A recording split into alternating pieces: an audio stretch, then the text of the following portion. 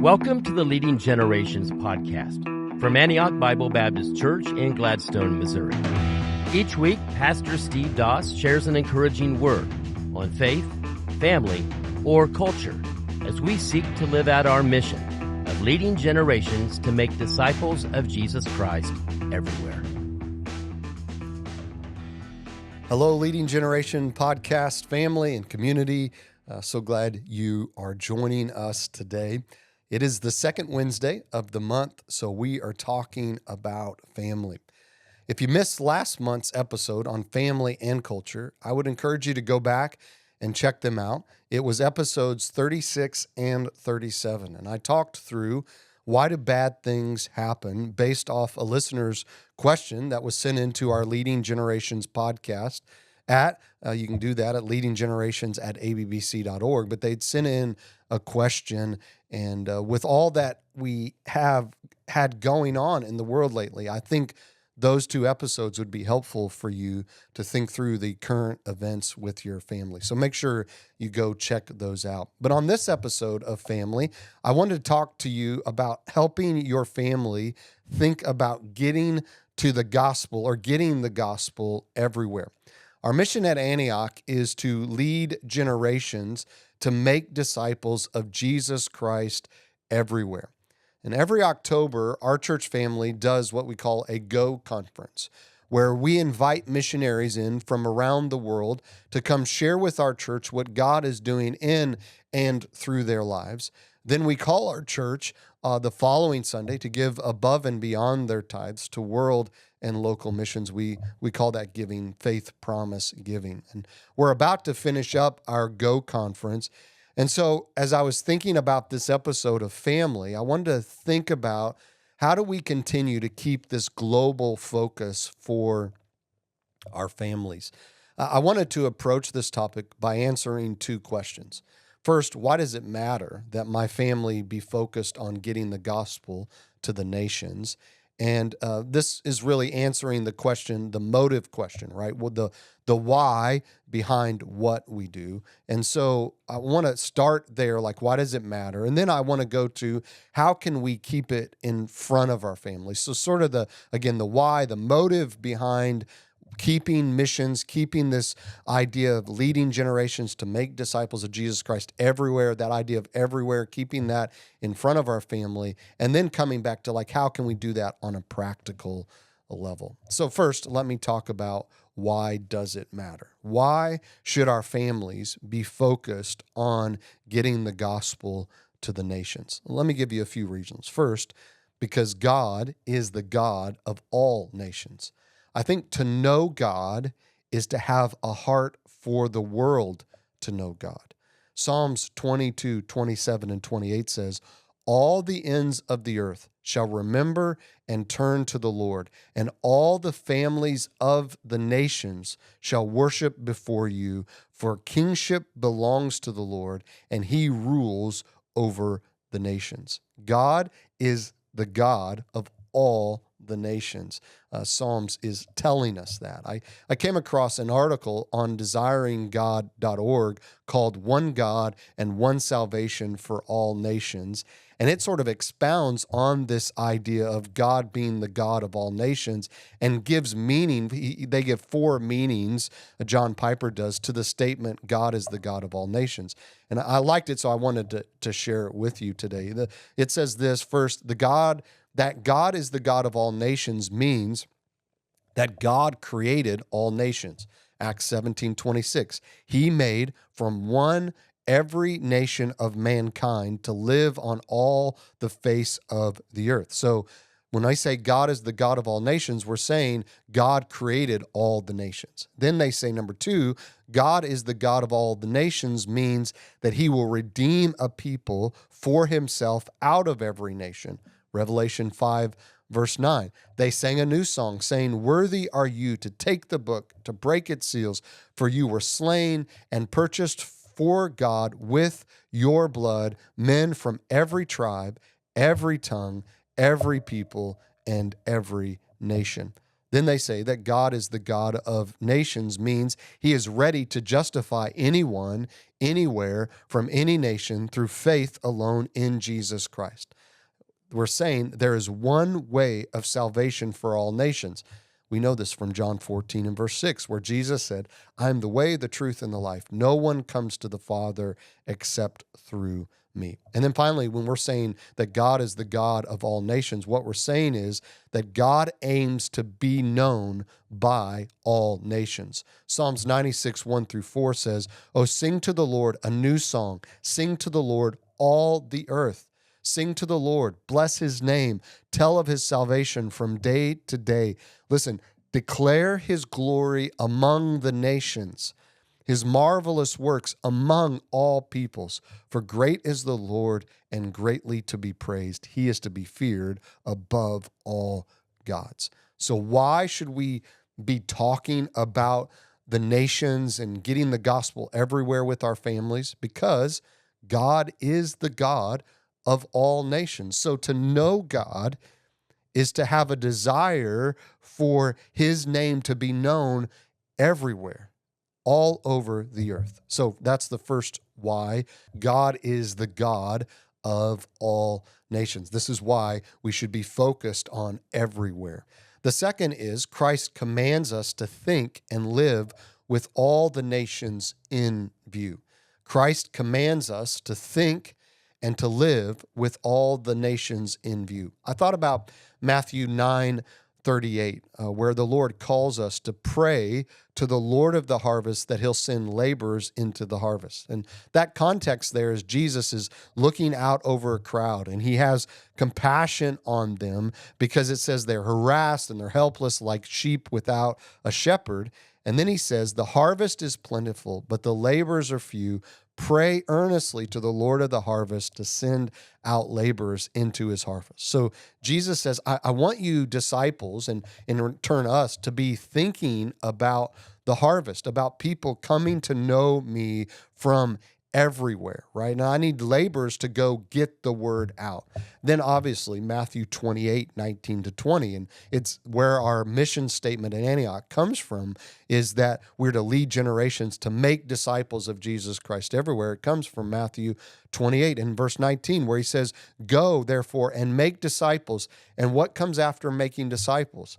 Make disciples of all nations, right? Christ has commanded us to think and to live with the nations in view. So why should we keep this in front of our family, this idea of taking the gospel everywhere? Because God is a God of all nations, and Christ commands us to think and to live with all the nations in view. And then finally, I would just say on this why aspect of it is, at the end of the day, a relationship with Jesus is all that matters. At the end of the day, a relationship with Jesus is all that matters, that people have a relationship with the Lord. I thought about the story of the rich fool in Luke chapter 12, verses 16-21, and Jesus shares this story. It says, and he told them a parable. A parable is a real life story with a spiritual truth. And here's the story. The land of a rich man produced plentiful. And he thought to himself, what shall I do? For I have nowhere to store my crops. And he said, I'll do this. I'll tear down my barns and build larger ones. And there I will store all my grain and my goods. And I will say to my soul, soul, you have ample goods laid up for many years. Relax, eat, drink, be merry. Verse 20, but God said to him, this rich man, fool, that's where we get the rich fool. Fool, this night your soul will be required of you, and the things you have prepared, whose will they be? And here's the point Jesus is making. So is the one who lays up treasure for himself and is not rich toward God, right? At the end of the day, the thing that mattered is his relationship with God. Instead, he was so focused on the here and now and the riches of this life that he missed being rich toward God. And so I think we need to keep the nations and everywhere and getting the gospel everywhere in front of our families, because at the end of the day, a relationship with Jesus is all that matters. So I've given you three sort of why. The motivation behind how we can do this is that God is a God of all nations. We see that throughout the scriptures. We see that Christ commands us, Jesus commands us to think and live with the nations in view. We're to pray to the Lord of the harvest, to send laborers to the harvest, and we're to go make disciples of all nations. And that making disciples of all nations is not just for the pastors, right? It's for the church, and you are a part of the church. And so everyone must take that on themselves as a follower of Jesus Christ to get the gospel to all nations. And then at the end of the day, a relationship with Jesus is all that matters, right? Like every day, every person is one day going to stand before the Lord, and they're going to give an account of their life. And that giving account will begin with, do you have a relationship with God through the person of Jesus Christ? And that's what's going to matter at the end of the day. And we have to get the word out that there is a way that has been made for them to be right with God, and is through the person of Jesus Christ. So that's the why behind how we can keep it in front of our family. This motivates our obedience to Christ. So then I want to get practical here. Like, how can we keep it in front of our family? And if you're single, how can you keep it in front of your own heart and life as you're thinking through this idea of getting the gospel to everywhere and everyone? The first practical way that I would say that we can do this is through prayer, right? Just start praying.